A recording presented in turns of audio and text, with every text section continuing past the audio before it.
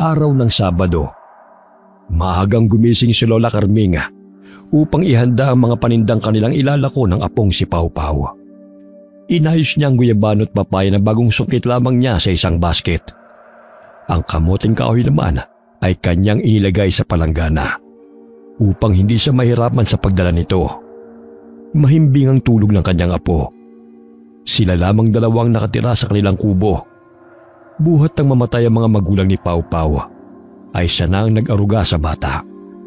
Maliit man ang tinitirhan nilang kubo, masaya at kontento naman ang maglola.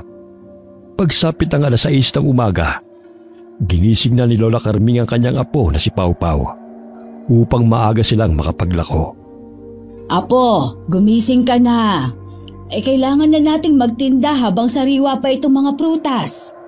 Napahaba ang tulog mo anong oras ka ba natulog kagabi? 8:00, Lola.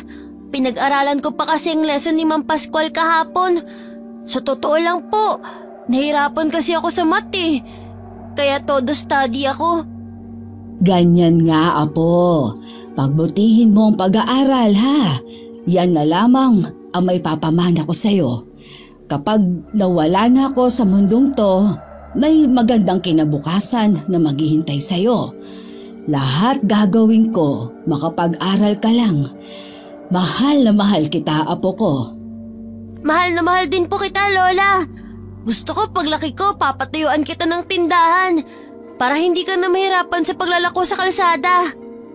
O siya, maligo ka na dun sa banyo nang sa ganun ay makapag-almusal na tayong dalawa. Palihim na nagpunas ng luha si Lola Carming dahil naalala niya ang hirap na dinanas nilang dalawa at ang lahat ng yun ay nalagpasan nilang pareho. Agad na bumitaw si Pau Pau sa pagkakayakap sa lola niya na nooy naghihikap pa. Agad na bumangon si Pau Pau at tinungo ang banyo upang maligo.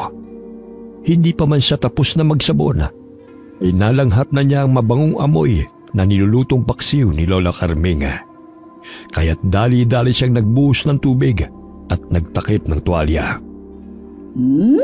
Ang bango! Tsak na mapaparami ng kain ng apo kong si Pau Pau nito. Lola, tapos na po akong maligo. Bigla akong nagutom sa amoy ng niluluto mo, Lola.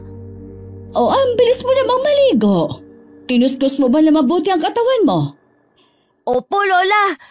Kasong lamig po ng tubig Inihanda ko na ang mga damit mo. Andyan na, nakahanger. Matapos mong magbihis, umupo ka na rito upang makakain na tayo. Marami-rami pa tayong ilalakong prutas at kamoteng kahoy. Sige ho, Lola. Gutom na rin ako. Matapos kumain ay agad nang umalis sa maglola upang maglako ng kanilang mga paninda. May iilan sa mga residenteng bumili sa kanila na kanilang nakakasalubong sa kalsada. Saglit silang pumuesto sa gilid ng kalsada upang makapagpahinga. Maya-maya'y napansin ni Pau Pau ang kwintas ni Lola Carming na umiilaw. Nakaramdam din ang kakaibang bigat ng pakiramdamang matanda na naroon sa paligid. Hinaplos ni Lola Carming ang kwintas na minana pa niya sa kanyang amang manggagamot. Ang buong akala ni Pau Pau ay isa lamang yung ordinaryong kwintas, ngunit hindi niya alam na isa itong mutya. Lola, umiilaw po yung kwintas niyo May baterya po ba sa loob niyan? Wala, Apo. Isa itong babala na may nilalang na nagmamasid sa atin o masamang engkanto. Engkanto po? Nasaan po siya? Huwag kang maingay. Batid kong itim na engkanto ang nagmamasid sa atin. Sasaktan po ba niya tayo? Umalis na po tayo rito. Mamaya mapano pa tayo? Huwag kang mag-alala. Hindi ako papayag na masaktan kanino man. O siya, bitbitin mo na yung basket. Opo, Lola. Doon na lamang po tayo sa isang puno magpahinga. Napalayo na sina Pau Pau at Lola Carming sa baryo na kanilang tinitirahan. 3 baryo na ang kanilang nadaraanan sa paglalako ng kanilang mga paninda. May nakasagupang engkanto si Lola Carming nung siya'y dalaga pa. Dahil na rin sa kanya ipinamana ng kanyang ama ang pagiging manggagamot. Ngunit ang puwersang nararamdaman niya sa oras na yon ay napakalakas at hindi pangkaraniwan katulad sa kanyang mga nakalaban. Ayos lang ba kayo, Lola? Bakit tila hindi po kayo mapakali? Ayos lang ako, Apo. Huwag mo na akong intindihin. Lumipat na lang tayo na mapagpapahingahan. Hindi kasi ako komportable rito eh. Bakit hindi pa rin po humihinto sa pag-ilaw yung kwintas nyo? Kayong ang sabi nyo, wala namang baterya. Hayaan mo na lamang yan. Ang importante, makaalis tayo sa lugar na ito. Tumango na lamang si Pau Pau at lumakad bitbit ang basket na may lamang mga guyabano.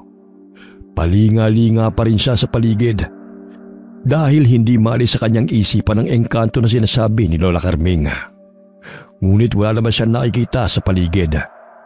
Makalipas ang ilang oras na paglalakad ay nakaramdam ng pagod at gutom si Pau Pau, kaya saglit silang huminto. Tumingala si Lola Carming sa araw upang malaman kung anong oras na. Wala siyang relo, ngunit alam niya ang oras sa pamamagitan ng pagmasid kung saan nakatapat ang araw. At yun na ang nakasanayan niya. 12:00 na pala ng tanghali, Apo.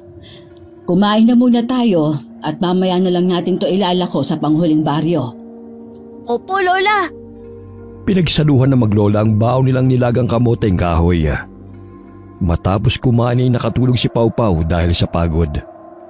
Hinayaan na lamang siya ni Lola na matulog saglit upang maibsan ang pagod nito sa paglalakad. Ikaw na lamang ang meron ako, Apo.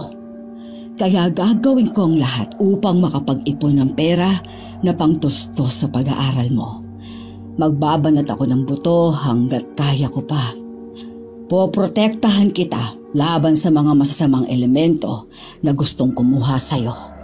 Isasakripisyo ko ang lahat, kahit ang aking buhay. Sana, bago man ako lumisan sa mundong ito, ay makapagtapos ka muna sa pag-aaral. Nang sa ganon, ay kaya mo nang lumaban sa hamon ng mundo. Muling naging emosyonal si Lola Carming habang tinitignan ang mukha ng kanyang apong si Pau Pau. Anak ni Lola Carming ang yumaong ina ni Pau Pau. Ngunit namaya pa ito matapos itong manganak. Ang ama naman ni Pau Pau ay namatay ng aksidenteng mabangga ng truck habang lasing na umuwi sa kanilang bahay. Dumaan ang ilang oras. 4:00 na ng hapon ang gisingin ni Lola ang kanyang apo. Apo! Gising na! 4:00 ng hapon.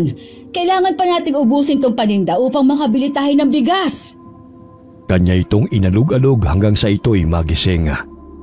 Kinusot-kusot ni Pau Pau ang kanyang mga mata. Sa pangalawang pagkakataon muling umilaw ang bato sa suot na kwintas ni Lola. Ano na naman kaya ang elemento na ito? Mukhang sinusundan yata ako Lola, umiilaw na naman po ang kwintas mo. Ibig ba sabihin yan, may engkanto na naman sa paligid?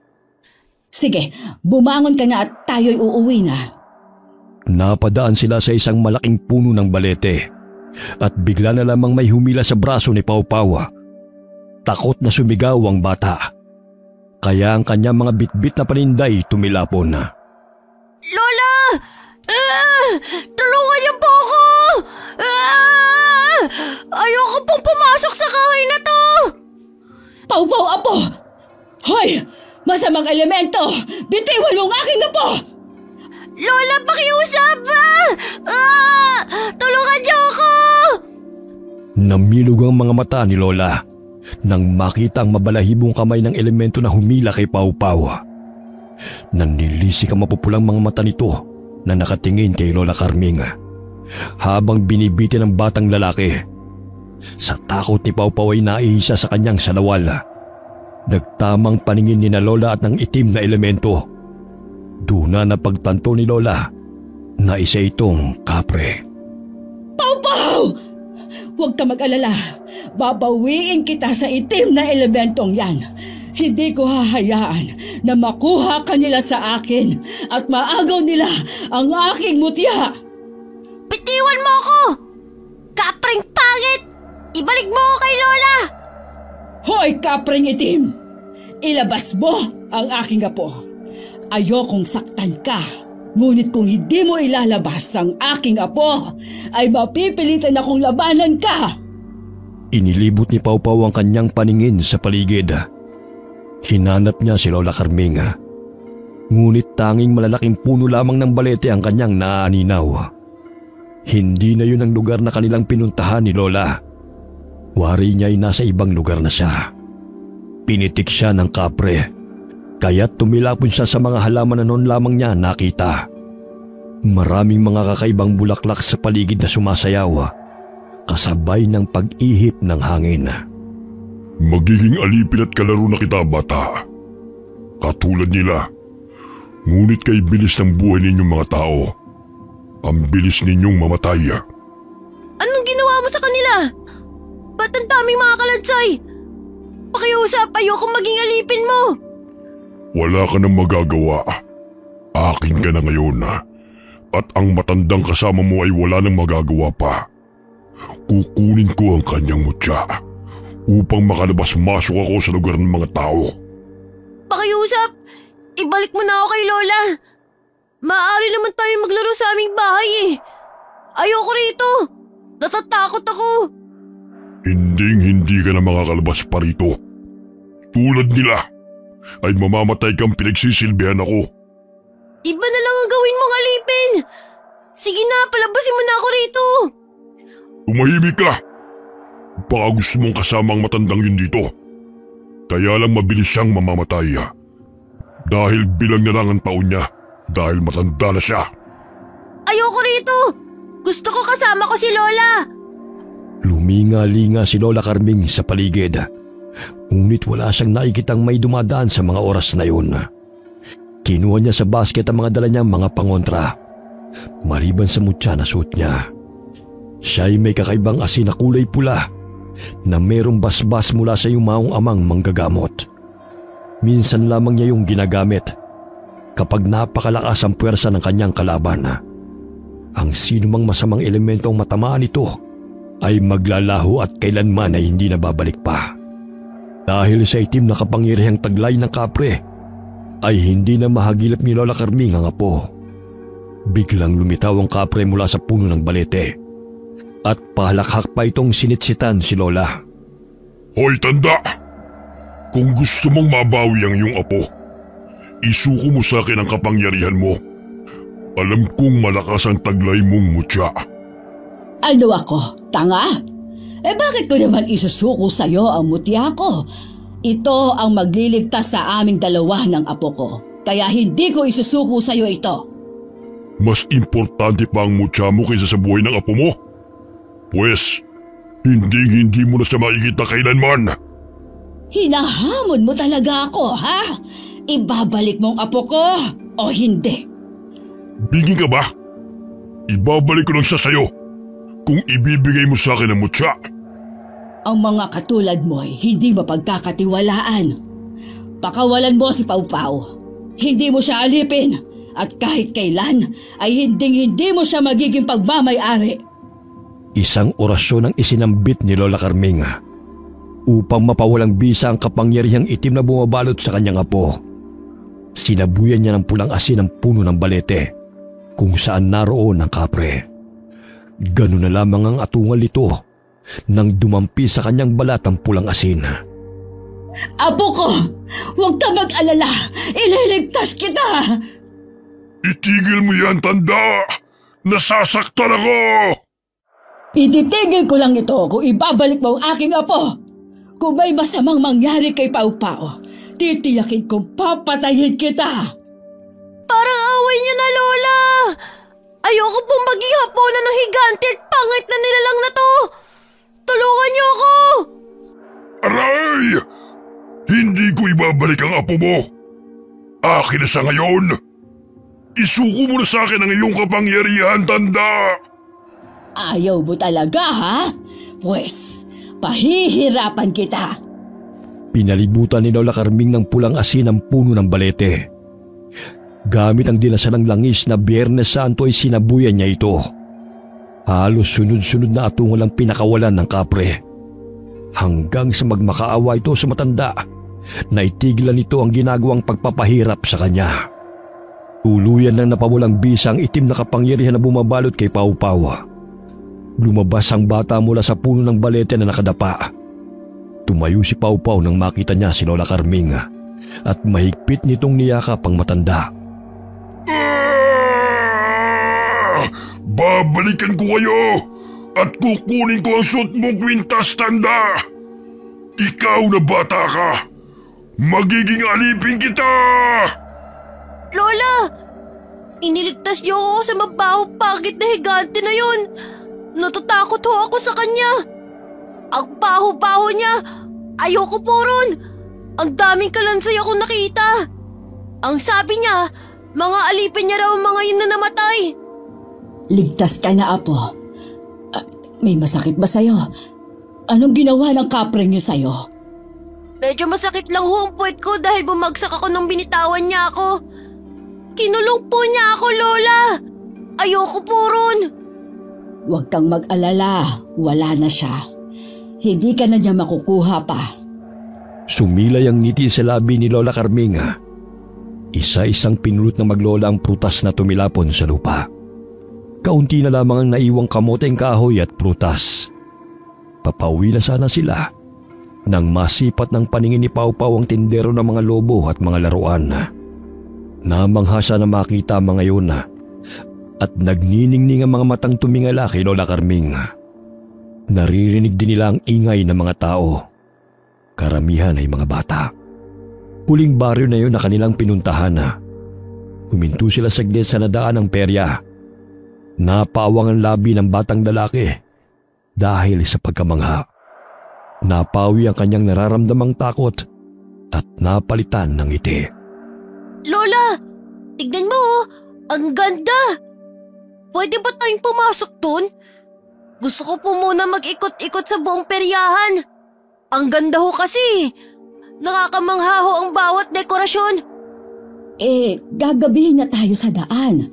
Alam mo namang kani-kanina lang may nakalaban tayong itim na elemento, hindi ba?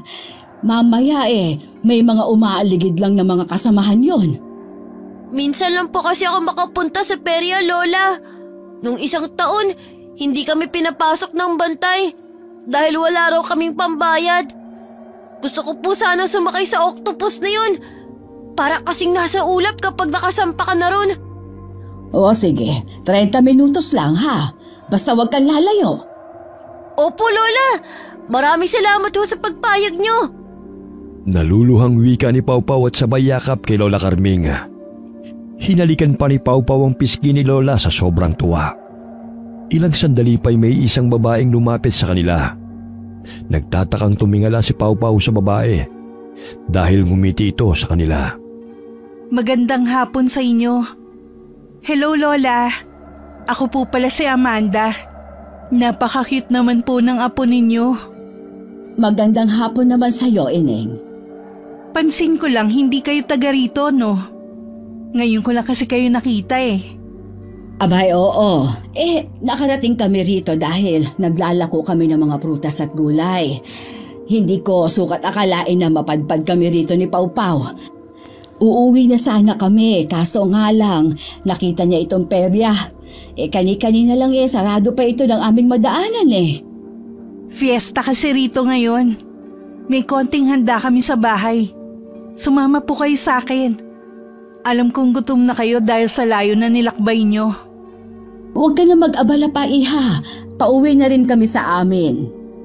Kinuha ni Amanda ang mga laruang nakapatong sa mesa.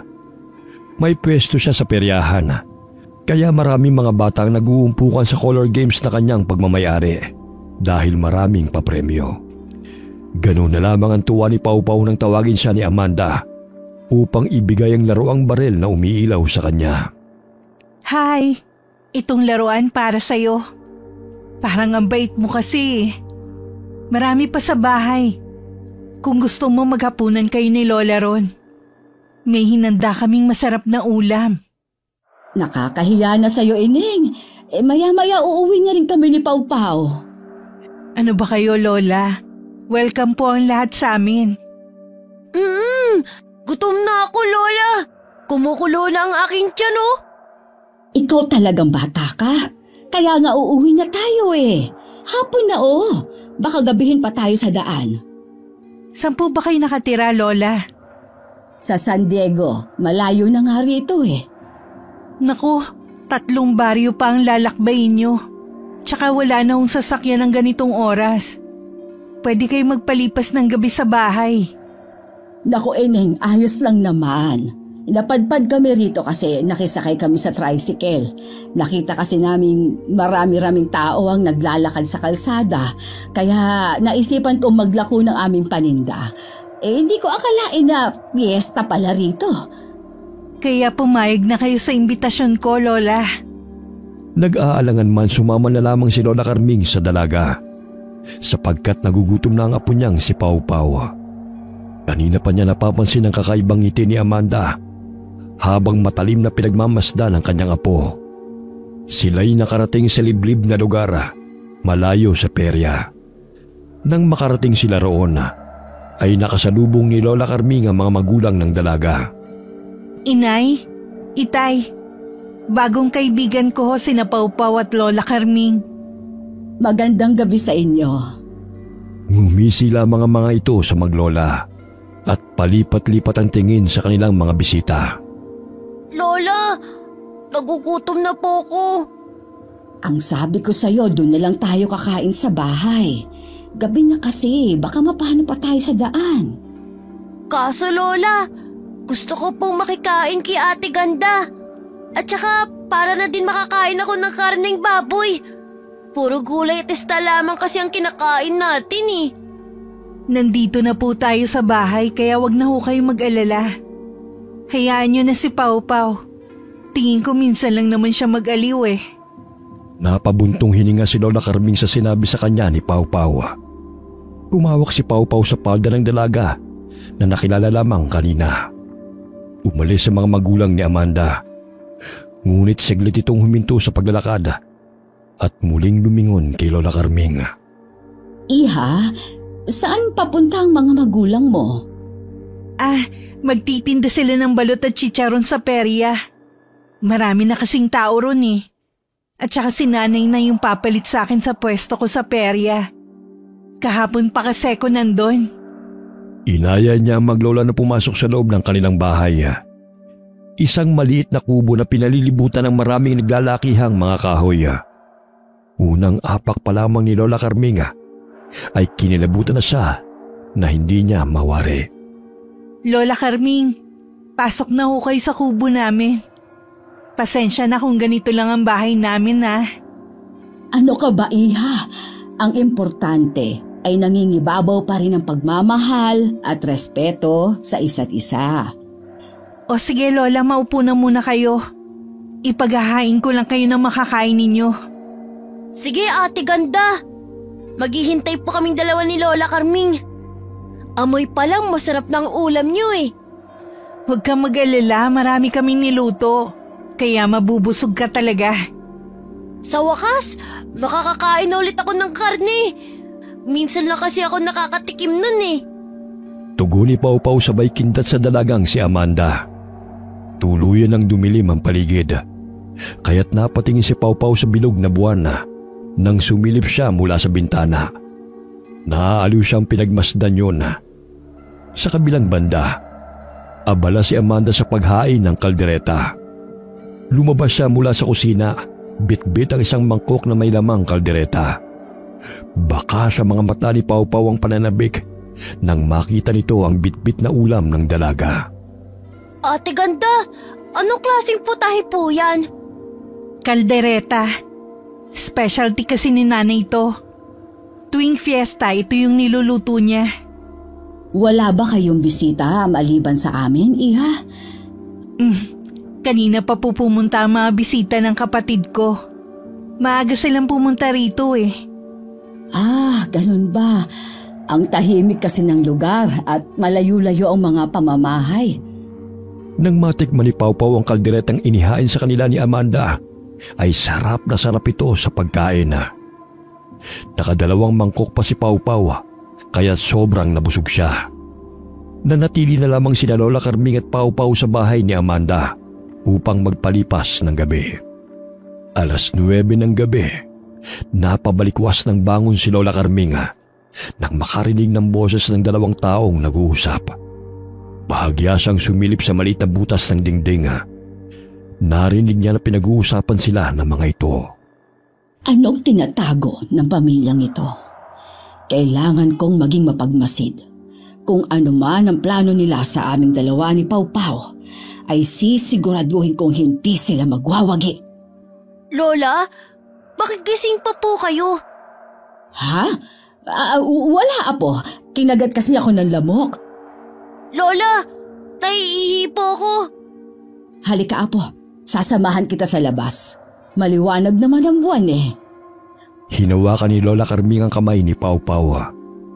Hindi pa man sila nakakalabas ng kwarto, ay nakarinig sila ng mga yabag patungo sa kanilang kinaroroonan.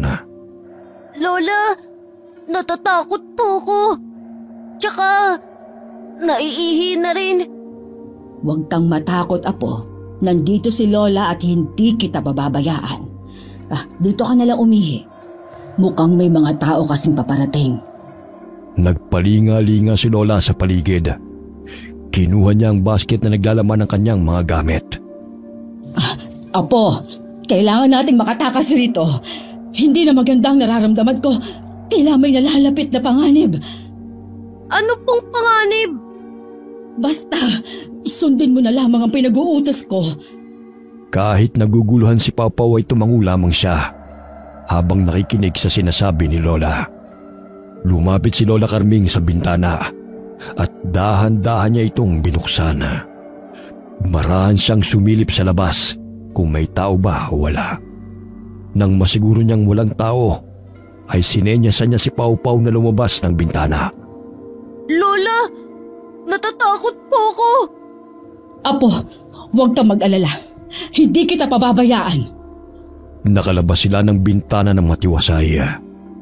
Napakapit si Pau Pau sa braso ni Lola Carming nang makita niya kung paano nagpalit ang isang babae bilang isang aso. Lola, may aswang. Huwag kang lumikha ng ingay. Baka makita nila tayo.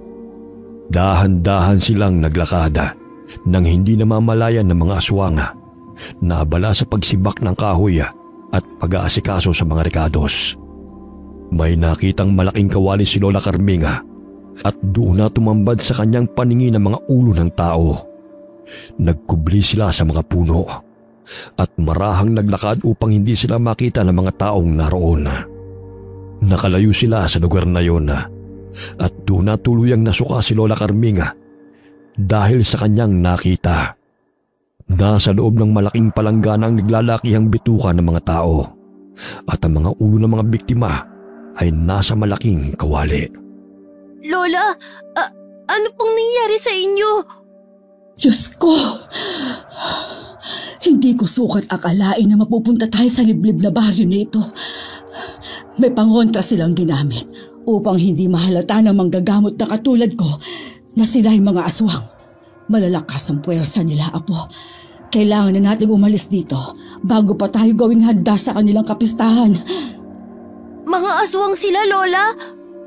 Oo, pero kailangan mong sumunod sa lahat ng aking sasabihin. Ha? Huwag kang matakot at kailangan mong maging matapang. Opo, Lola. Hinay-hinay silang naglakad patungo sa gubat. Ngunit nakaapak ng pako si Pau Pau. Bago pa man makasigaw si Pau Pau, ay mabilis na natakpan ni Lola Carming ang kanyang bibig. Tumulo ang luha sa mga mata nito sa sobrang sakit. Saglit silang tumigil sa paglalakad at nagtago sila sa may damuhan. Pau, dito ka muna. Babalik lamang ako sa kubo.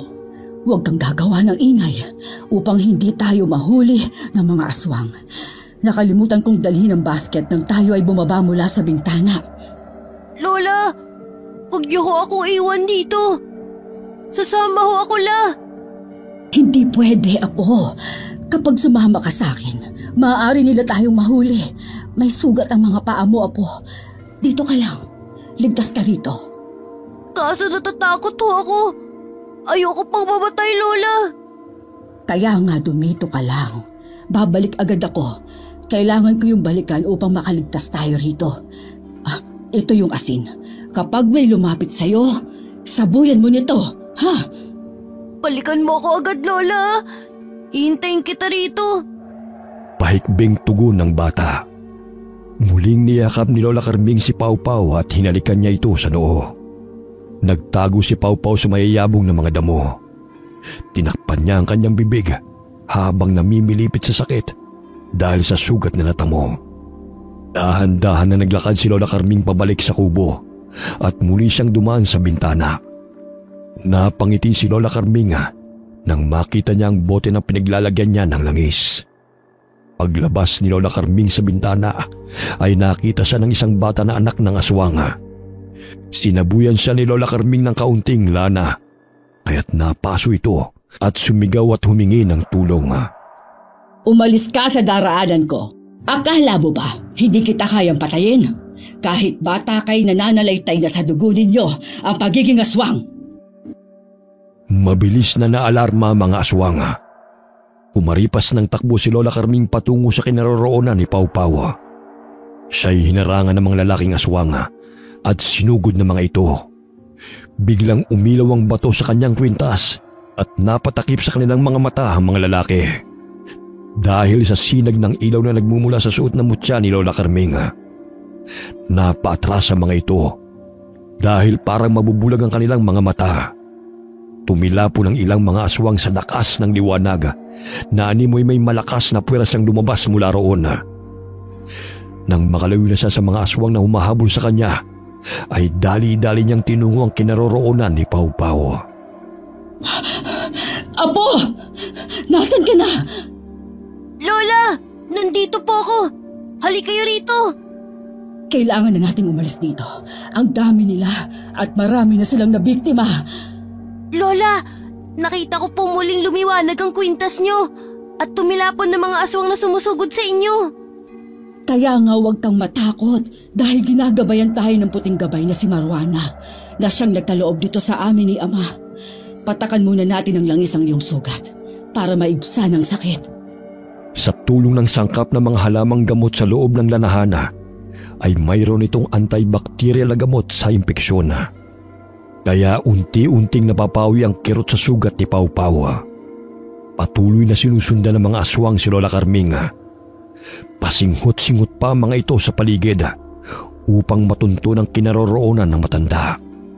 Sa di kalayuan ay naaninaw ni Lola Carming si Amanda at ang mga magulang nito na nagpalit ng anyo bilang mga manananggal.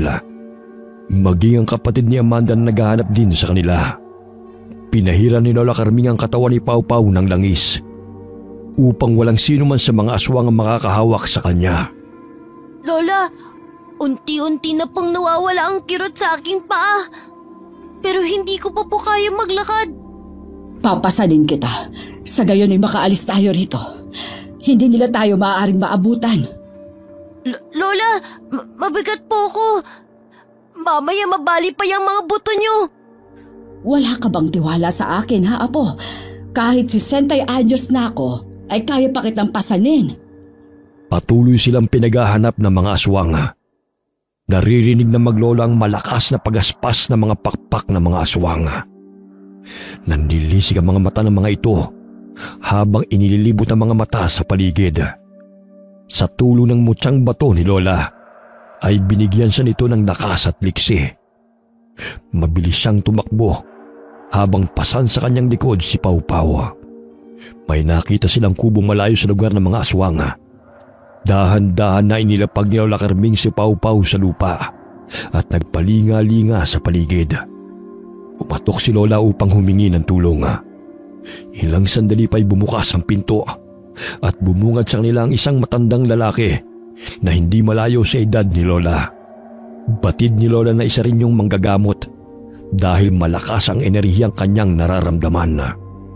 Pagpaumanhin mo, Ginoo, kung naabala ko man ang iyong pagpapahinga, ngunit kailangan namin ng tulong mo. Hinahabol kami ng mga aswang. Ayoko nang masangkot sa mga aswang na yan. Sa iba na lamang kayo humingi ng tulong. Pakiusap, maawa ka. Kahit ang apo ko na lamang ang patuloyin mo, may sugat siya at hindi na niya kaya makalakad. Hindi ko pwedeng harapin ang mga aswang ng kasama ang aking apo. Sadyang mapanganib. Sige, pumasok na kayo rito. Salamat. Tatanawin ko utang na loob ang iyong pagtulong sa aking apo. Lola, iiwan niyo po ako rito. Ayoko po. Sasama po ako sa inyo. Apo, hindi ka pwedeng sumama sa akin. Delikado. Maaaring mahirapan ako sa paglaban sa mga aswang kung kasama kita. Mabuti na't dumito ka muna sa kanya. Babalikan kita mamaya. Kailangan ko lang puksain ang mga aswang na humahabol sa atin. Alam kong pinaghahanap pa nila tayo. Nandyan na sila. Mas mabuting pumasok ka na rin. Alam kong marami na naman ang naglipa ng mga pesting mga aswang na yan. Kailangan ko silang harapin. Dahil hindi titigil ang mga yon. Gusto nilang kunin si Pau Pau. Lalo na ng babaeng aswang na yon. May buntot ng pagi ako rito. Gamitin mo muna. Dito na lamang ako sa labas mag-aabang sa kanila. Dali-daling sinarado ni Mang Tesyo ang pinto at naglagay ng iba't ibang pangontra sa mga aswang nang sa ganun ay hindi mapasok ang kubo. Sinalubong ni Lola Carming ang mag-asawang manananggal na papalapit sa kubo. Ako ang harapin ninyo, mga mapanlinlang! Nasaan na ang bata? Ibigay mo siya sa amin! Anong akala mo sa akin? Ganun-ganun na lang isusuko ang aking apo?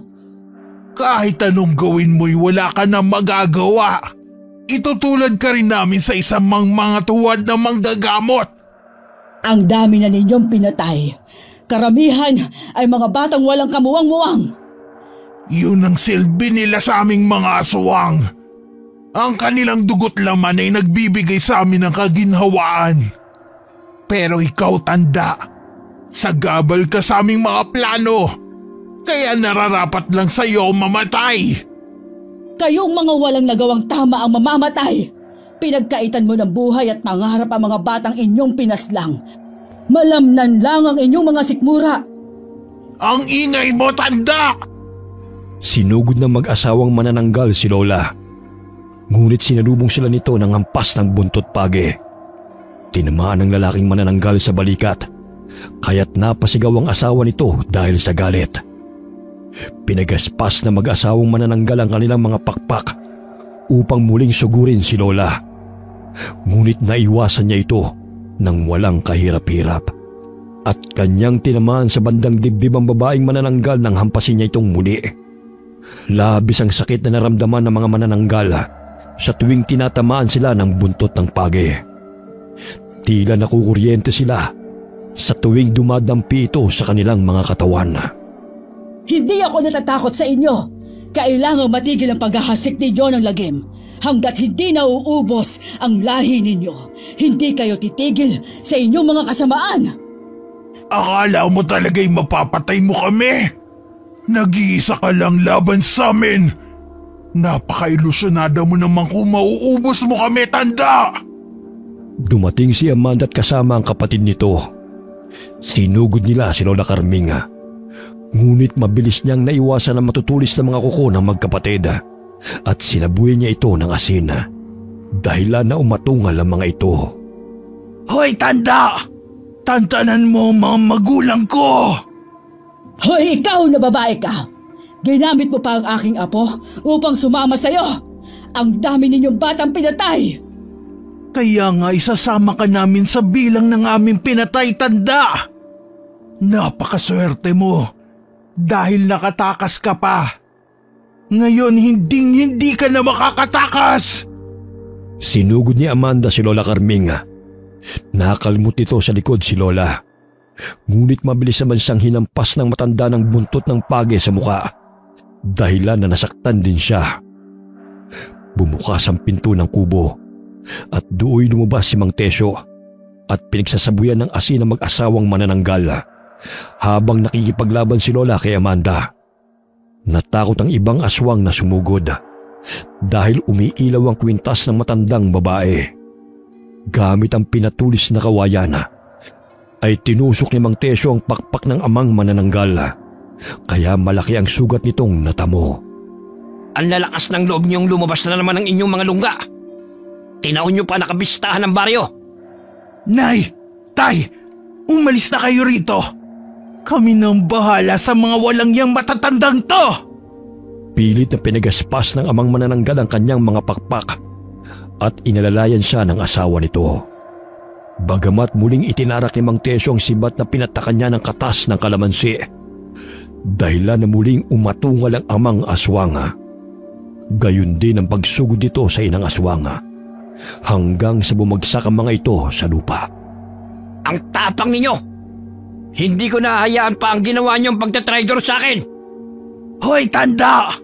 Tantanan mo ang mga magulang ko! Kayo ang lumayo! Wala kayong ginawa kundi ang mamerwisyo ng mga tao! Paulit-ulit na inundayan ng saksak ni Mang Tesyo ang ulo ng mag-asawang aswang na bumaligtas sa lupa. Pinapagaspas pa ng mga ito ang kanilang mga pakpak bago nalagutan ng hininga.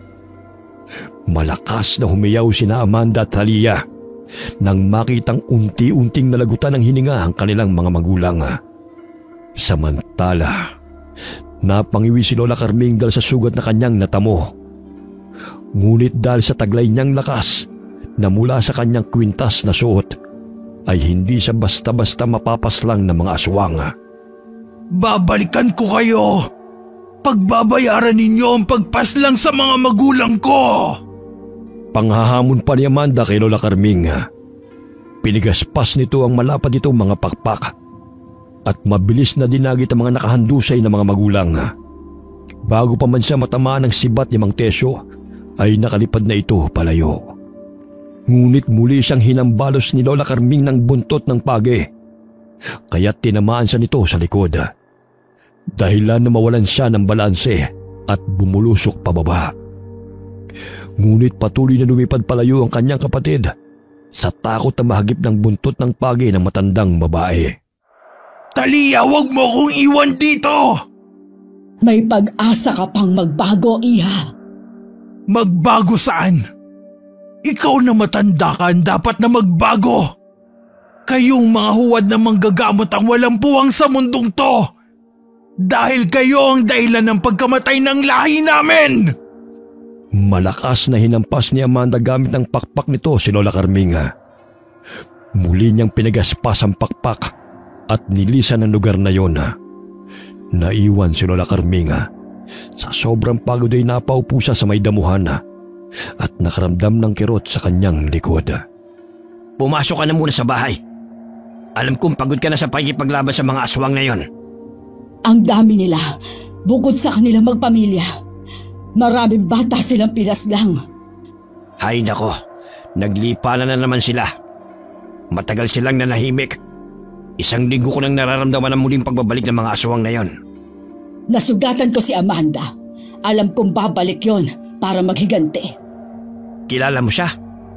Oo, nagpakilala siya sa amin ng aking apo. Inimbitahan niya kami sa kanilang tahanan upang kumain. Pumasok sila sa kubo at doon nadatnan nila sa ilalim ng mesa si Pau Pau. Dahil sa takot at pagod ay nakatulog na ito roon. Binuhat ni Mang Tesyo ang bata at pinahiga sa katre. Kinumutan niya ito bago ginamot ang mga sugat ni Lola Carming. Kailangan natin puksain ang mga aswang na yon. Kailangan ko ng tulong mo. Alam kong malakas ang iyong kapangyarihan at kayang-kaya natin silang matalo. Gustuhin ko man, ngunit nababahala ako sa kaligtasan ni Pau Pau. Ayokong madamay siya. Kaya nga kailangan natin pag-isipan ng mga hakbang na ating gagawin. Kung hindi natin sila magagapi, marami pa silang mabibiktima. Lalong-lalo na mga batang katulad ni Pau Pau. Ginagamit nila ang kahinaan ng mga bata. Sa kagustuhang mailigtas sa mga residente sa baryo, pumayag si Lola Carming sa sinabi ng Mang Tesyo. Kailangan nilang sugpuin ang paghahasik ng lagim ng mga aswang na nakatira sa baryo di Magiba. Hindi magkakaroon ng katahimikan at kapayapaan ng baryo kung patuloy na maghahasik ng lagim ang mga kampo ng kadiliman. Inabukasan, dumating sa kubong tinitira ni Mang Tesyo ang kapitan ng baryo di Magiba, si Kapitan Julio, at may kasama itong 3 tanod. Magandang araw, Mang Tesyo. Napag-alaman kong may kaguluhan daw na nangyari dito kagabi. Sinugod na naman kami ng mga aswang, Kapitan. Aswang? Naniniwala ka pa sa mga aswang sa tanda mong yan? Sa tagal kong naninirahan dito, wala pa naman akong nakikitang aswang Kung meron mang aswang, siguro hindi taga rito sa atin. Maaaring dayo. Naku, Kapitan. Totoo ang aswang. Nakakasalamuha mo pa nga ang ilan sa mga aswang Nasisiguro ko na kung sino sila. At sino yung kasama mo? Mukhang bagong salta siya rito Maaari ko bang malaman kung anong pangalan mo, Lola? Ako si Carming, taga Barrio San Diego. Sitio San Diego? Iyang layo nun dito Kailan ka pa naparito at bakit ka nandito? Napadpad kami rito dahil naglalako kami ng aking apo ng mga gulay. Tapos may nag-imbita sa amin na kumain sa kanilang bahay. Nalaman namin na mga aswang pala sila. Kaninong bahay naman kayo pumunta? Kina Amanda. Si Amanda, aswang? Naku, malabong sinasabi mo, Lola. Wala sa lugar namin ang aswang. Parang binabaliktad nyo lang yata ang sitwasyon Naku, totoo naman ang sinasabi ko. Bakit? Isa ka rin ba sa kasamahan ni na Amanda? Naku, Lola. Huwag mo akong pagbibintangan ng ganyan. Sa ating dalawa, ikaw pa itong mapagkakamalang aswang. Sa gandang lalaki kong to? Nagulantang si Kapitan Julio sa sinabi ni Lola Carming. Lumingon si Lola Carming sa gawin ni Mang Tesyo na tahimik lamang. Tsaka bawal po ba kami ng aking apo na mapadpad rito? Alam mo, Kapitan, kailangan mong kilalanin ang mga taong sakop ng inyong pamumuno.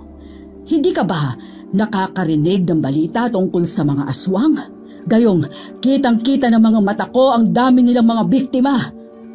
Hindi naman po sa ganun, Lola.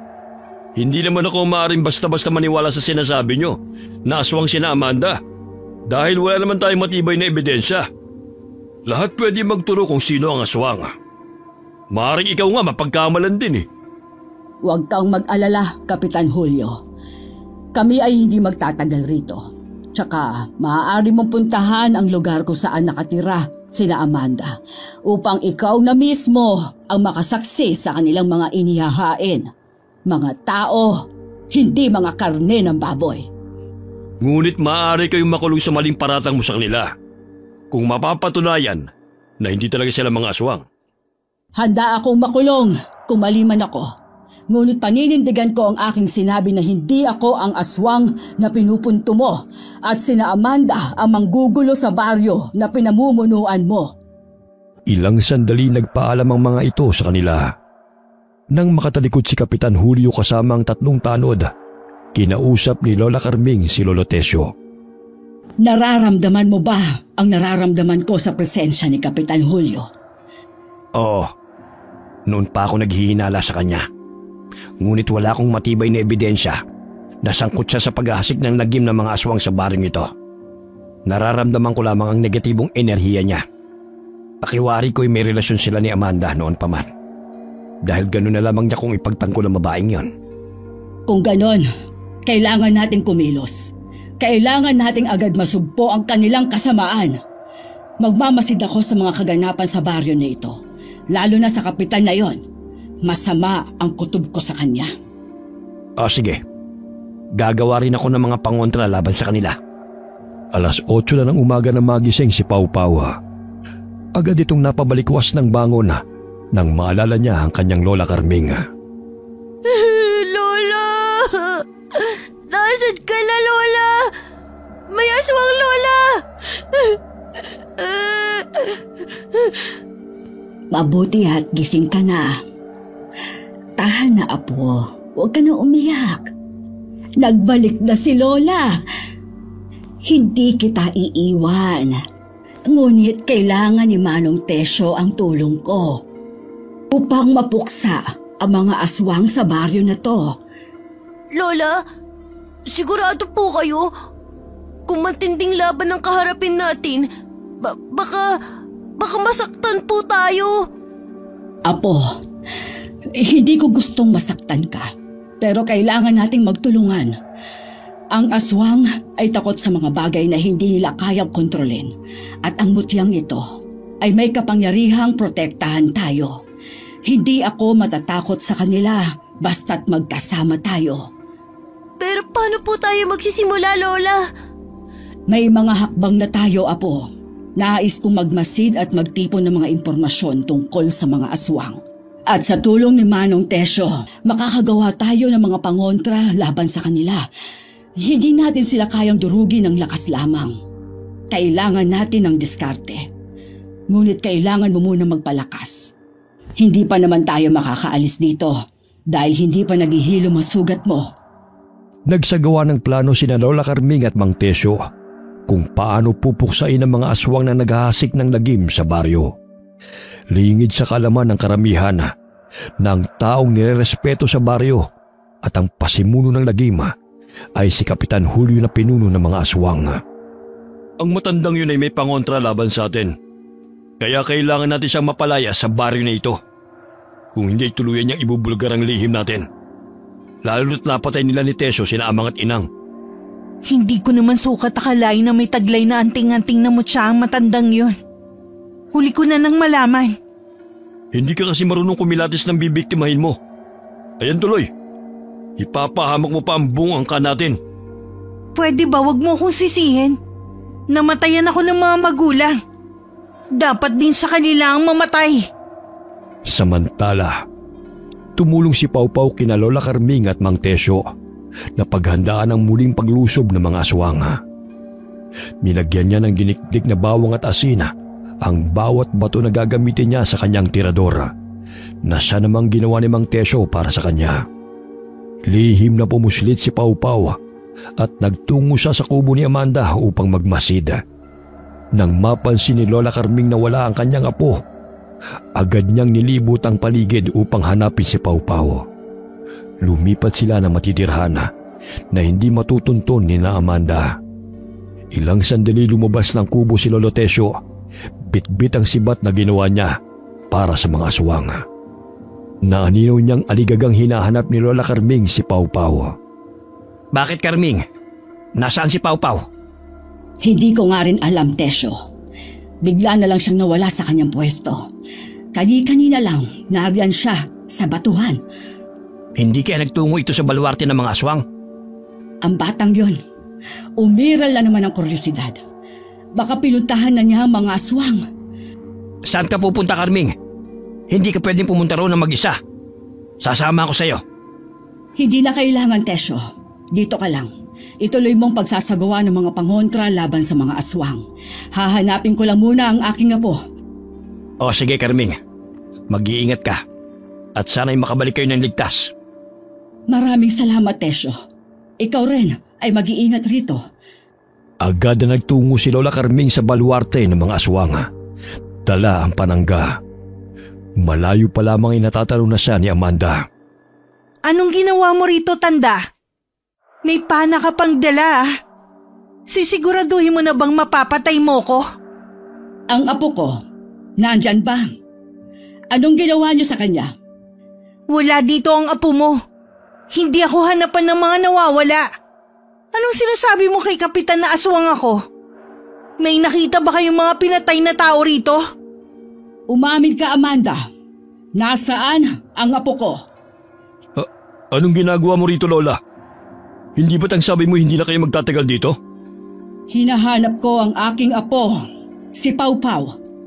Ilabas niyo siya, Amanda! Huwag mong paratangan ng mga residente rito sa pagkawala ng iyong apo, Lola. Bakit, Kapitan Julio? Ikaw ba'y kakampi ng mga kampon ng kadiliman? Nagulat si Kapitan Julio sa kanyang narinig at nakaramdam siya ng takot nang matalim siyang tinitigan ng matanda.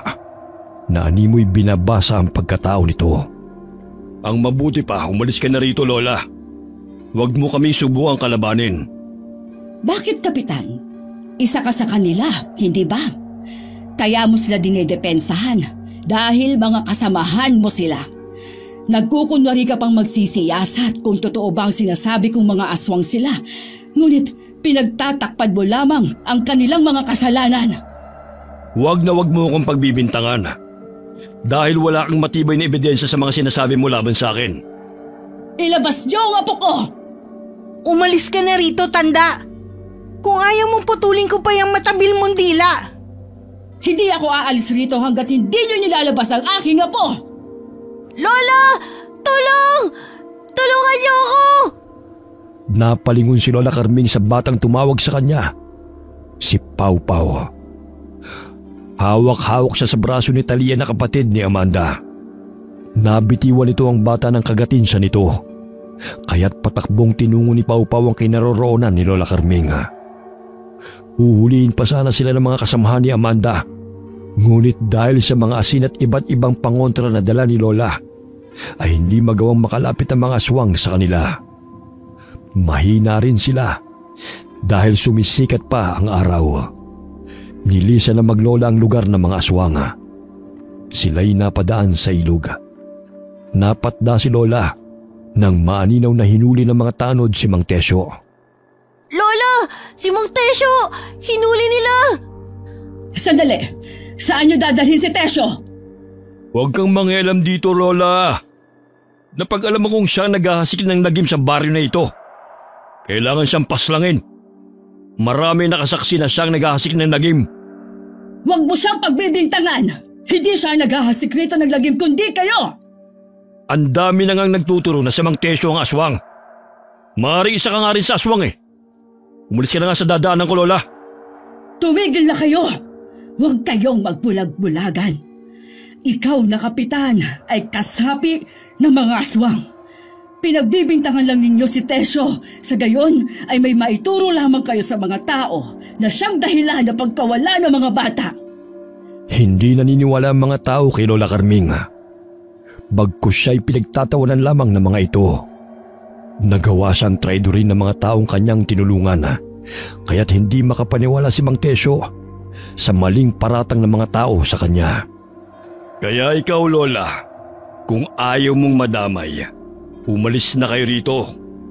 Pakawalan niyo siya! Hindi siya ang totoong salarin, kundi sina Amanda at ang mga taong nakapalibot sa kanya. Maniwala kayo! Anong gagawin natin, Lola? Hindi natin siya pwedeng pabayaan, Apo. Tutulungan natin siya.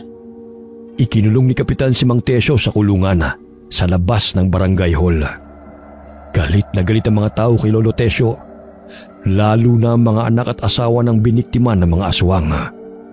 Wala silang kamalay-malay na ang kapitan nila ang pinuno ng mga aswang. Nagdududa rin si Lola Carming na ang mga tao ay kinukontrol ni Kapitan Julio. Nagtungo ang maglola sa likod ng barangay hall at kanilang sinilip si Lolo Tesyo na naroon sa ginawang kulungan. Siya'y nakaposas at nakagapos sa mga paa. Tesyo! Huwag kang mag-alala! Ililigtas ka namin ni Pau Pau! Huwag niyo na akong pag-aksayan pa ng oras. Hayaan niyo na lamang ako. Hindi ka namin pwedeng pabayaan! Ililigtas ka namin! Tayong dalawa ang papaslang sa mga aswang! Ang mga tao'y abala sa paghahanda sa lugar kung saan hahatulan ng kamatayan si Mang Tesyo. Ang ilan sa mga ito'y nangunguha ng sanga ng kahoy. Pagsapit ng gabi, handa na si Lola Carming na iligtas si Lolo Tesyo sa kamay ng mga tao sa utos ni Kapitan Julio. Apo, handa ka na ba? Dapat maging matapang ka. Opo, Lola. Handa na po ako upang iligtas si Lolo Tesyo sa mga kamay ng mga tao. Irador at pana ang dala ni Pau Pau. Samantalang bitbit ni Lola Carming ang buntot pagi na pinahiran ng Biyernes Santong langis na may orasyon. Gabi, tinungo ng maglola ang lugar kung saan hahatulan si Lolo Tesyo. Isang nakakapanindig balahibo ang kanilang nakita na kanilang naaninaw sa daan. Si Kapitan Julio'y nag-anyong malaking aso. Hindi inaasahan na baling ang tingin nito sa kanila. Samantalang si Mang Tesyo ay nakagapo sa malaking kahoy ng akasya habang napapalibutan ng mga sanga ng kahoy na handang sindihan anumang oras. Pakawalan niyo ako rito! Isa itong bitag ng mga aswang! Sigaw ni Lolo Tesyo. Ngunit hindi siya pinakinggan ng mga tao.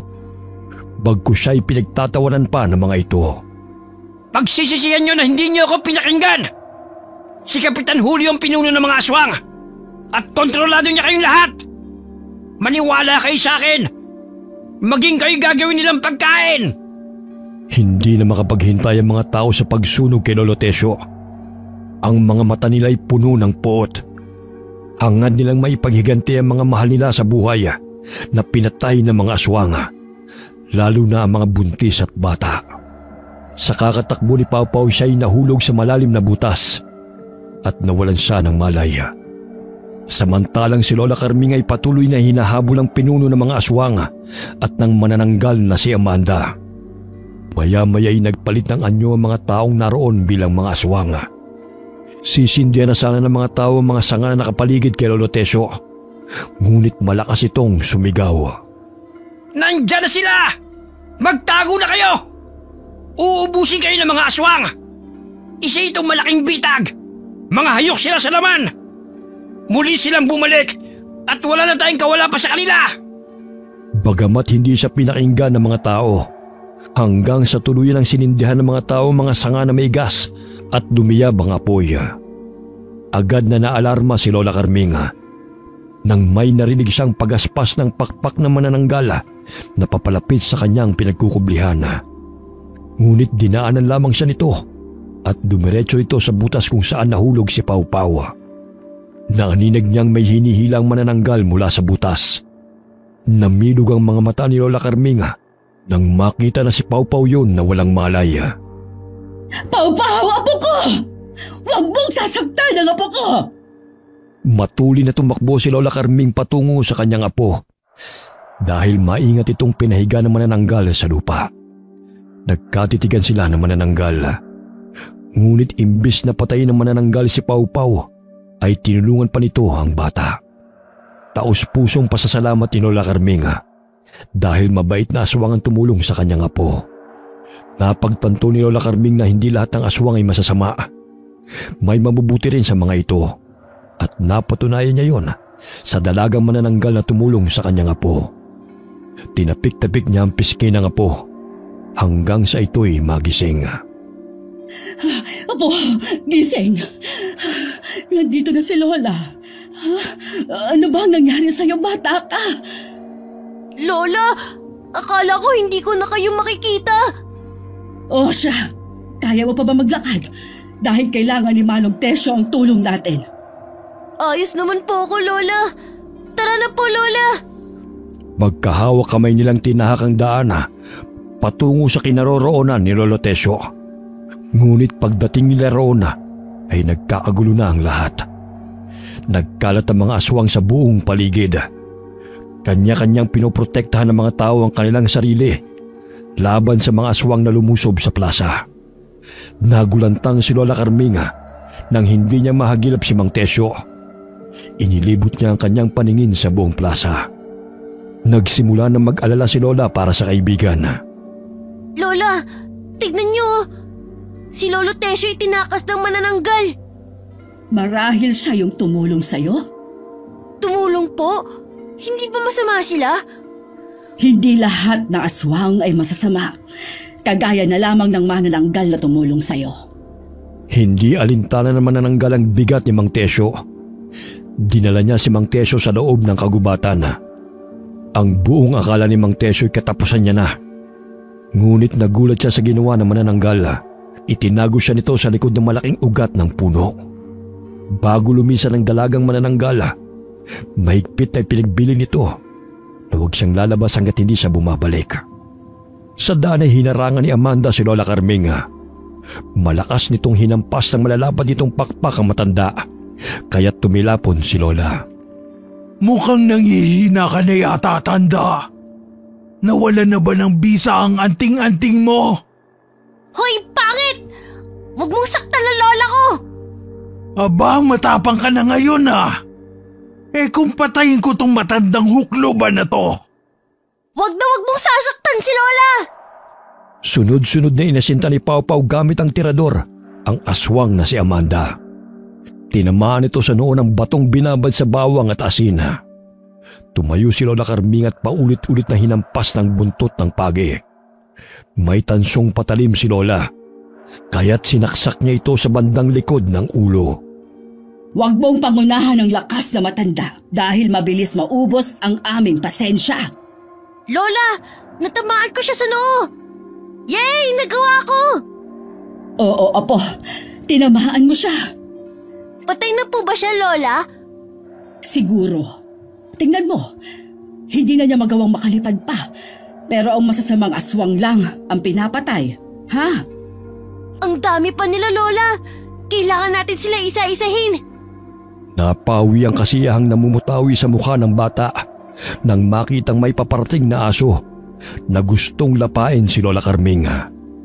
Ngunit muli niyang kinuha ang tirador at pikit matang pinakawalan ng batong bala ng kanyang tirador. Tinamaan ang asong aswang sa mata kaya't malakas itong umatungal. Tinulungan ni Lola si Pawpaw na patayin ang malaking aso. Hinambalos niya ito ng buntot pagi at sinaksak ng tansong patalim ang ulo nito. Dahilan na bumulagta ito sa lupa.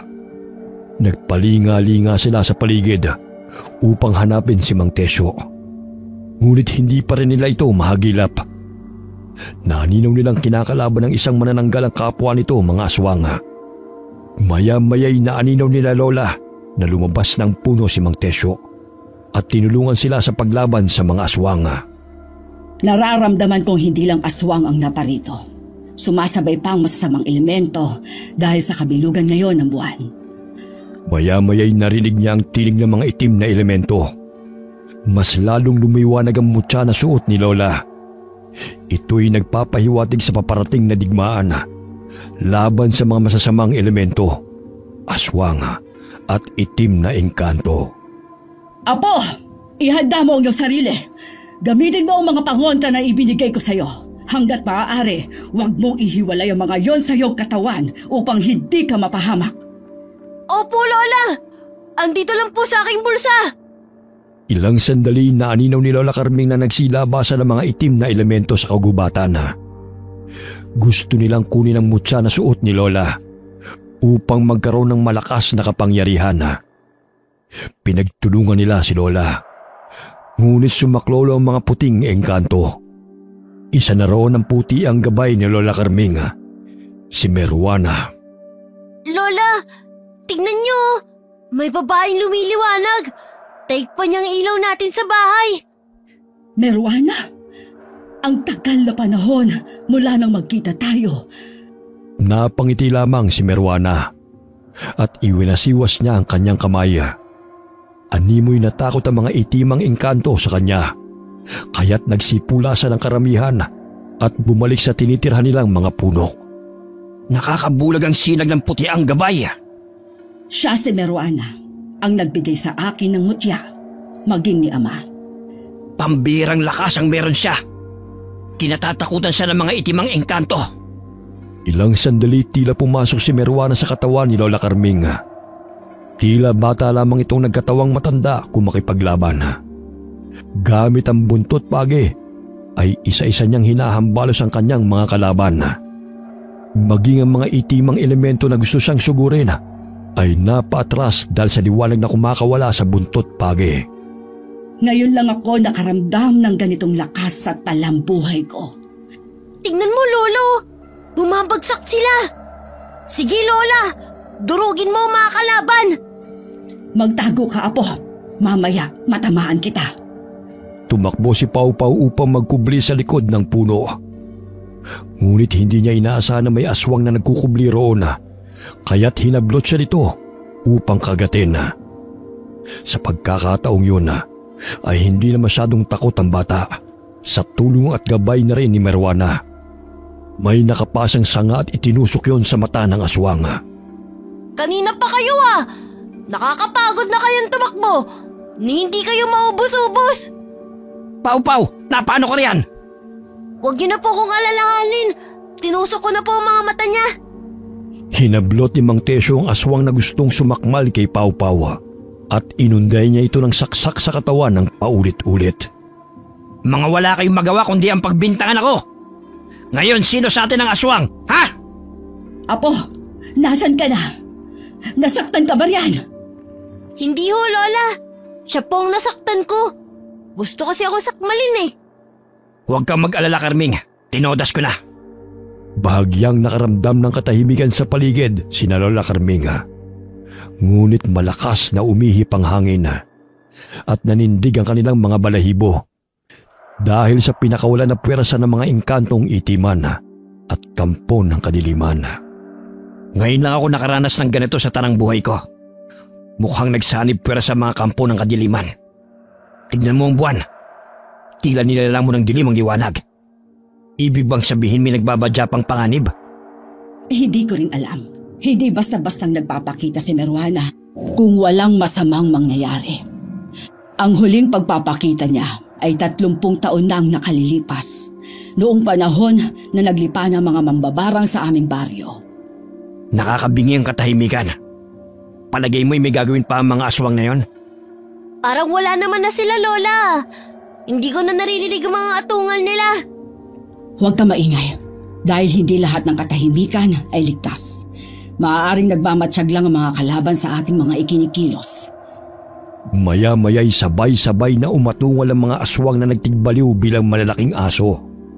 Sabay-sabay nilang nilusob sina Lola Carming, Mang Tesyo at Pau Pau na nooy magkakasamang nakatayo. Sabuyan mo sila ng pulang asin at langis. Hindi ko hahayaan na makalapit ang mga animal na yon kay Pau Pau. Gamit ang kawayan ay isa-isa silang hinahambalos ni Mang Tesyo. Dahilan na pumalahaw ang mga ito sa tuwing tinatamaan. Hinahambalos din ni Lola ng buntot pagi ang kanyang mga kalabang aswang. Habang si Pau Pau ay nakabang sa kanilang paglapit, hawak ang supot ng pulang asin. Ilang sandali biglang umilaw ang kwintas ni Lola Carming ng nakakabulag. Maging si Mang Tesyo at Pau Pau ay napatakip ng kanilang mga mata. Lahat ng kanilang mga kalaban ay tila napapaso sa liwanag na nagmumula sa kwintas. Isa-isang bumubulagta ang mga aswang sa lupa.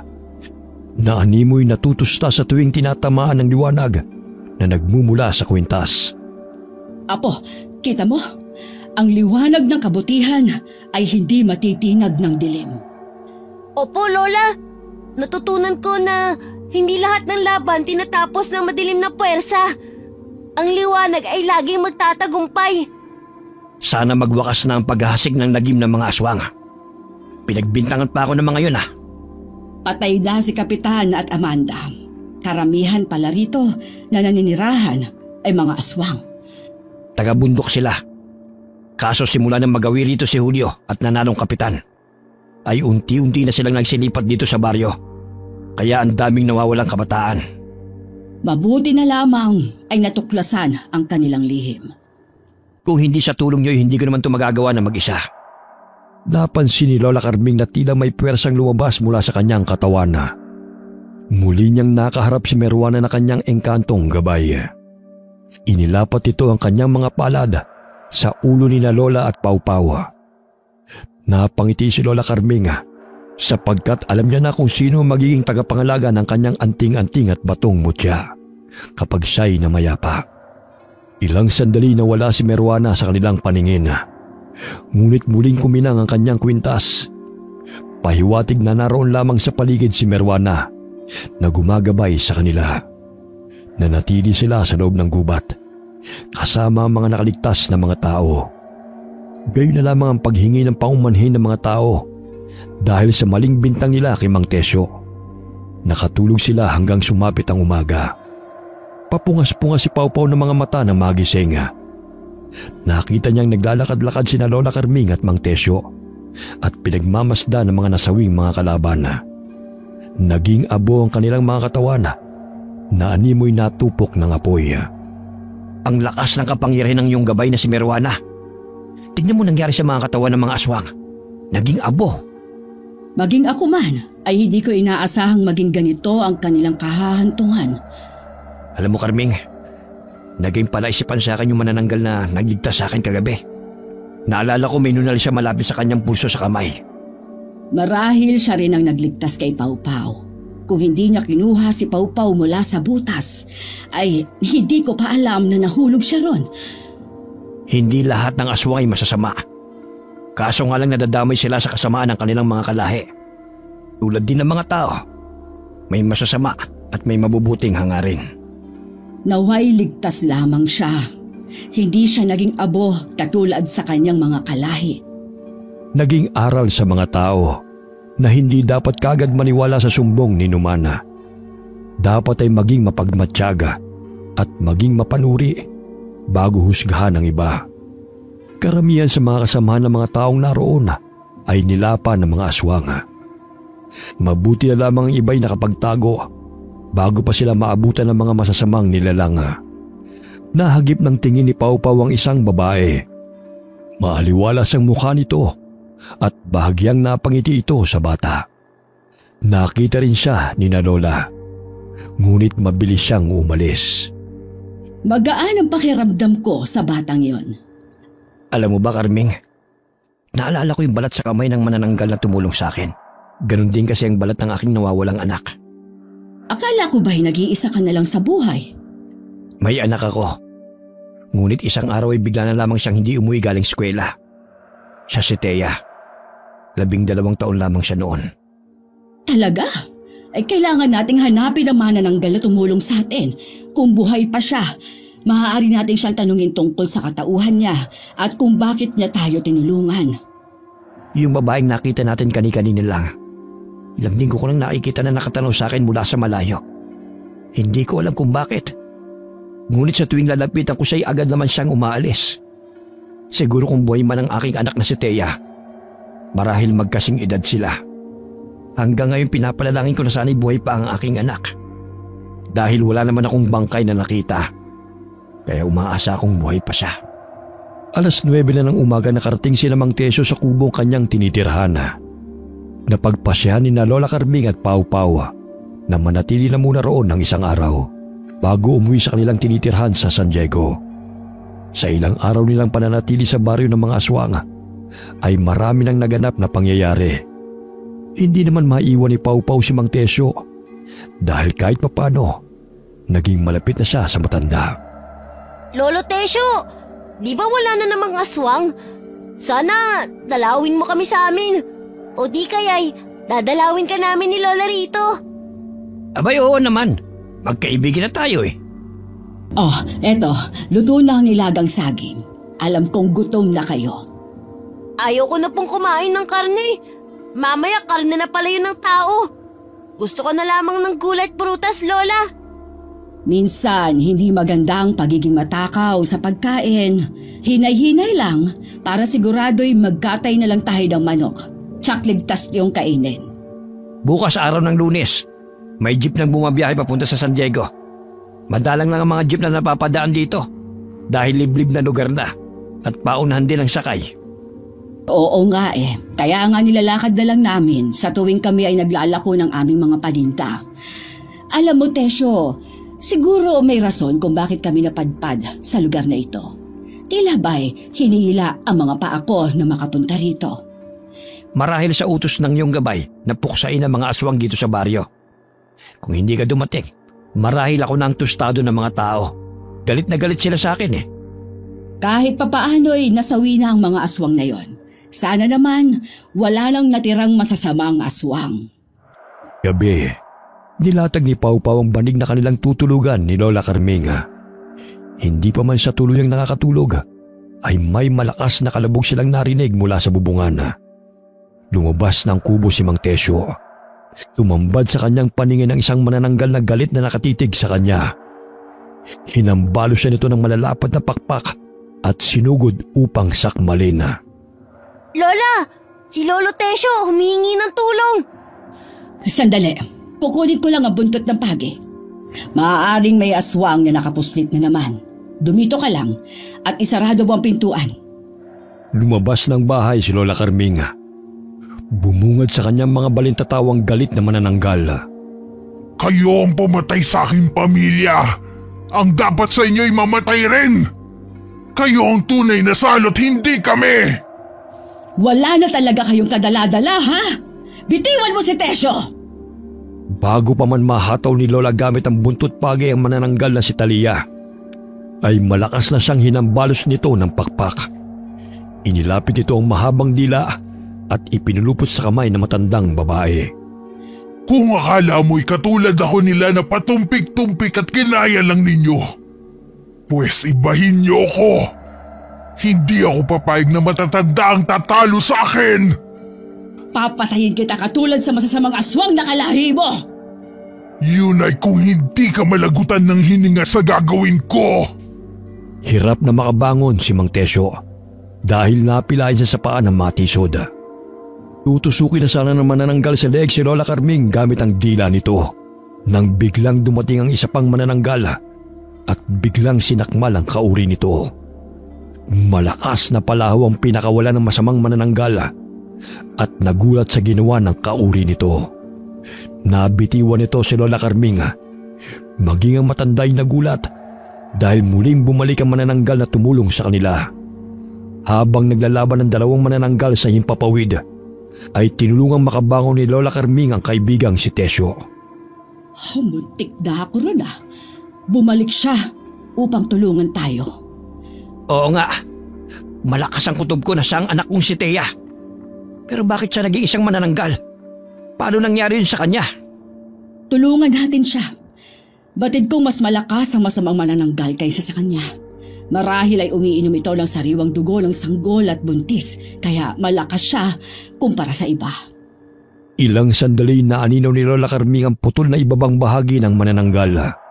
Ngunit nag-alinlangan siyang lagyan ng asin yun dahil baka pagmamayari yun ang tumulong sa kanila.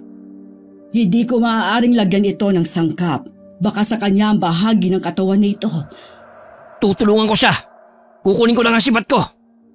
Napalingon sila sa kinaroroonan ng dalawang manananggal na naglalaban nang may bumulusok patungo sa lupa.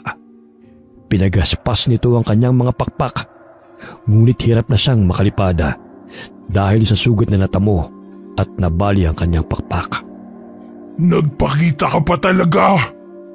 Hindi ko alam kung bakit buhay ka pa. Nakaligtas ka pala mula sa mga kasamahan namin. Ngunit katulad ka pa rin namin. Alam mo bang dahil sa pakialamero mong ama, kung bakit ka nagkaganyan? Ginawa kang aswang ni na ama't ina. Sa gayon siya mismo ang papatay sa'yo. O ikaw ang papatay sa kanya dahil galit siya sa mga kauri namin. Narinig mo ba yun, Carming? Anak ko raw siya. At akong dahilan kung bakit siya naging ganyan. Kaya siguro hindi siya nakauwi. Dahil mas minabuti niyang lumayo kaysa patayin ako. Mukhang dehado siya sa isang yun. Tulungan natin siya. Paika-ikang tinungo ni Mang Tesyo ang kinaroroonan ng manananggal. Bago pa man ito makalipad palayo, ay hinagi sa matandang lalaki ang hawak nitong sibat patungo sa lumilipad na manananggal. Sasanggain pa sana niya ito, ngunit tumusok yun sa kanyang pakpak. Dahilan na bumagsak siya sa lupa. Thea, anak. Totoo bang narinig ko? Ikaw ba yan? Tesyo, kailangan muna nating matalo yung isang manananggal. Mukhang tatakas na naman siya, Nabaling ang tingin ni Mang Tesyo sa manananggal na nanakit sa kanya. Kaya't hinambalos niya ito ng pinatulis na kawayan. Kahit mapatay mo man ako, hindi mo na matatanggal sa anak mo ang pagiging aswang. Hindi ba't galit ka sa mga katulad namin? Kaya pinatay mo ang aking mga kasamahan.